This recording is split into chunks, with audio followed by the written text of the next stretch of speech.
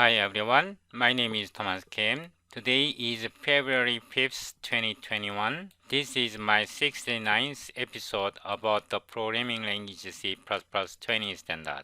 In this episode, we will set up C++ library extensions.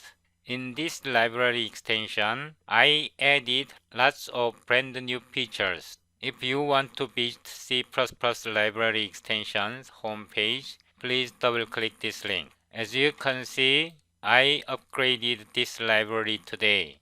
I added lots of new features. If you want to download the C++ library extension, please double-click this link. Then you can download upgraded C++ library extension. Show in folder, unzip it. Then copy this folder, copy. In your system C drive, DEVSoft, you can delete existing library CPP extension. Delete it. Then paste. You have to paste C++ extension, preferably in this folder.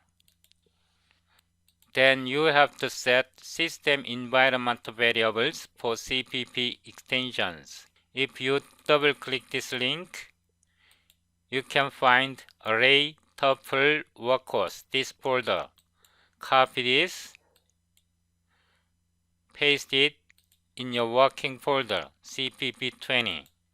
Paste it here, right-click, rename, folder 069. Hit enter. Please understand that you have to make proper system environment variables for CPP extension. Include folder. In this include folder, you can find 16.hpp header files. If you haven't set system environment variables, then please watch episode 16, Super Powerful C++ Library Extension. By watching this video, you have to make proper system environment variable settings. Otherwise, you may not be able to understand and follow my current and future sessions. Also note that we will be using Intel TBB and Intel oneAPI data parallel C++ using SYCL in near future. So please watch this video. Also install Intel oneAPI data parallel C++ compiler. In the file explorer once again, CPP20 069 array tuple workhorse in this folder. Type. You can find 7 CPP file. Among 7 CPP file, excluding template, these are sample source file. Also, you can find 4 CMD files. Copy the folder path. Copy. Start your command prompt. This command prompt is for GNU G++ and clang++. cd paste. Hit enter. dir.cpp. You can find the 7 files. Template.hpp. This file is template. The other 6 files are example files. dir.cmd. Then you can find 4 CMD files. Built using clang. Hit enter. Then 6 CPP files will be built using clang compiler. We are using C++ 17 standard. dir.exe. Then 6 exe files are created. Clang++ version. Please understand that I'm using clang version 11. Apply _ operations _ C hit enter. Then it demonstrates how to use std apply operation. Now I will delete exe files. Then dir.cmd once again. Now build using GNU, hit enter. We are now building using G++ compiler. Please understand that we are using C++ 17 standard. Then for workhorse underscore G, hit enter. Then this example shows how to use workhorse pattern.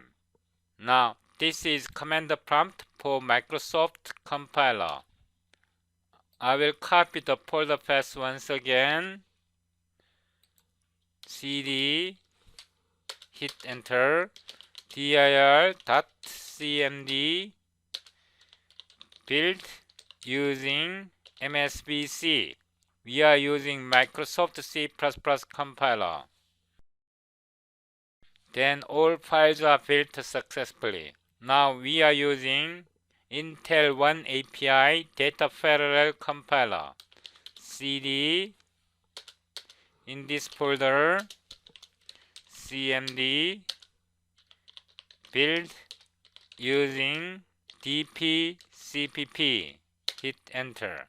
We are using Intel oneAPI data parallel C++ compiler using C++ 17 switch.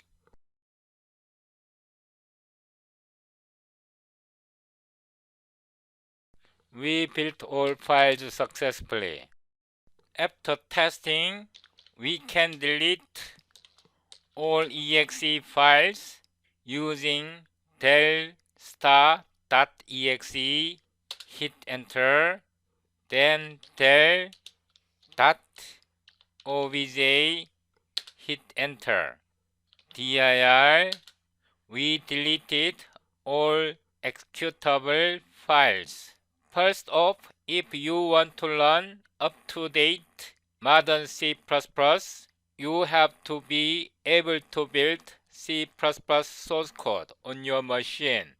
If you failed, then please watch episode 16, Setup exe, super powerful C++ library extension, setup and how to use. Also, if you need to upgrade clang++, please watch episode 17. Also, if you want to use MPIR, MPFR or GMP on Windows, please watch this video. If you want to upgrade GNU G++ on Windows, please watch this video. Also note that we will use Intel TBB, OpenCL, and SYCL using Intel oneAPI data parallel C++. Without setting up these tools, it might be difficult or hard for you to follow my future sessions.